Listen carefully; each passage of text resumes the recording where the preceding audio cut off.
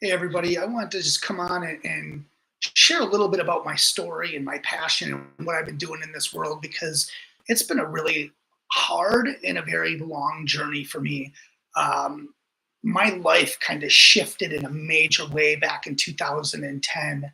My 14-year-old son, Christopher, was misdiagnosed with depression. See, when he was a toddler, he had some issues sleeping at night. He was put on a prescription sleep medicine, but at 14, he was having trouble sleeping again. And the doctor, the pediatrician, was a newer pediatrician and claimed to be an expert in mental health and couldn't find anything wrong with him and felt that he was to be put on Zoloft. And so the school year started to happen more and more and more. And we started noticing that Christopher was wearing a lot of long sleeve shirts. And I remember we had to force up his sleeves, and Christopher had cut marks on both arms. And that was pretty traumatic for me. It was pretty traumatic for our family. But as a father, I felt like why couldn't I help my son? And so as this journey continued, we brought him immediately as quick as we could to a psychologist. The psychologist talked to us, talked to Christopher. Yes, he's depressed. They increased the medication. 2 weeks after the increase, I was out getting some food and get a phone call from my 9-year-old daughter, Michaela. Christopher's not responding to me. He's not moving. I think he's playing a joke.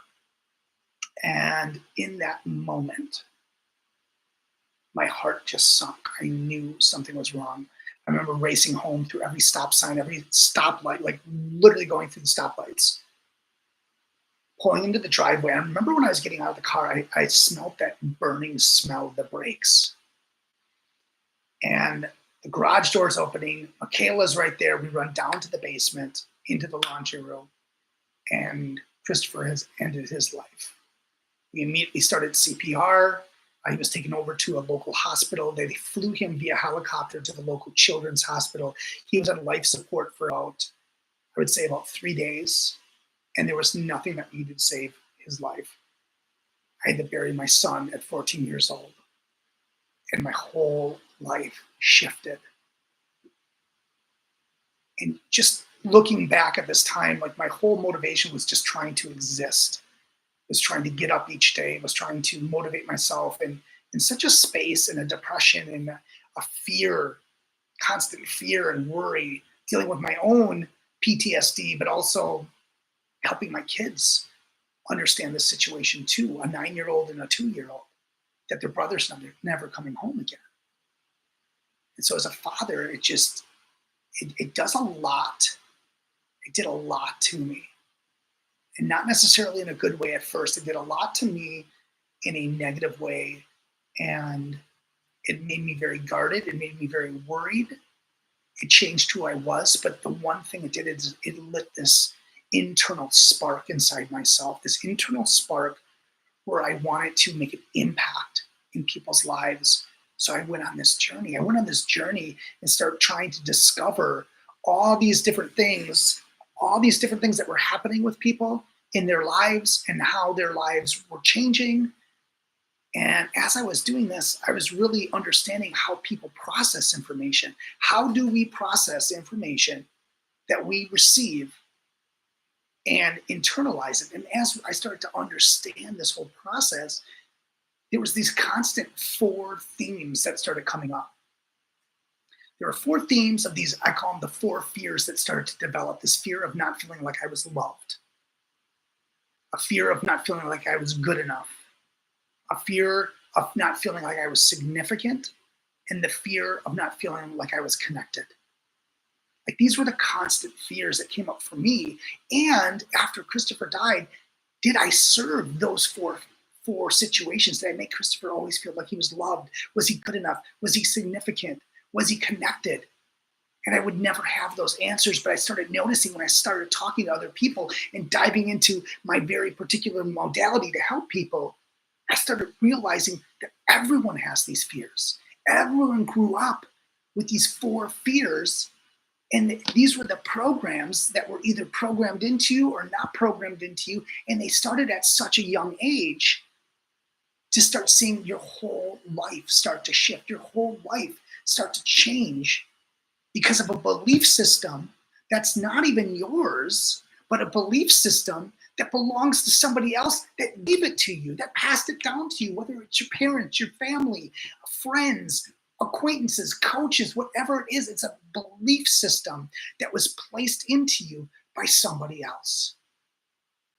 And so as I started to see these four core themes starting to come up over and over again, and realize that this is a real problem in people's lives, I wanted to find a way how to impact these four fears. I wanted to find a way how to impact somebody's life so rapidly that at the end of the day, in a matter of just a belief system being shifted and changed in as little as 15 minutes, at the end of the day, could I change somebody's belief forever, permanently, rapidly, and without any medication? And the answer was yes. I've done this over and over and over again to people all over the world, whether it was an entrepreneur, an athlete, somebody struggling with sexual assault, domestic violence, whatever it is. I was able to have that ability to serve them and help them shift at such a rapid pace that their mind changed forever. And so the greatest gift that Christopher gave to me, the greatest ability that he gave in my life, was the ability to feel other people's pain. And when I feel other people's pain, I want to serve. I want to help them, because you don't have to live your life day to day where you're struggling with your own beliefs, because you should be able to create the reality that you want to create in your life specifically for you. The happiness that you want to have, the love that you want to feel, the love that you want to give is completely up to you. And you get to impact your own life. You get to start impacting your own life. And it's 100% up to you. So we need to take these beliefs that you're having right now, that are holding you back, that are preventing you from believing in yourself, that are preventing you from giving the love or receiving the love or the significance or the connection, or making you feel like you're worthy enough, and thinking that somebody else is not making you feel worthy enough. Guess what? You're the only one can make yourself know that you are loved, that you are worthy. Actions from other people have nothing to do with it. You get to control the narrative in your own head. So I want you to think about your own personal prosperity journey of where you want your life to be, and where is it right now? Because if it's not where it wants to be, if you are not where you want your life to be, then I want you to think, what can you do to change the noise that's impacting your life? So if Christopher was sitting right here with me right now, the message that he would give to you is to know 100% that you are loved, that you are significant, that you are good enough, and that you are connected. And so I want you to go on that journey to know those four fears are something that you get to completely control.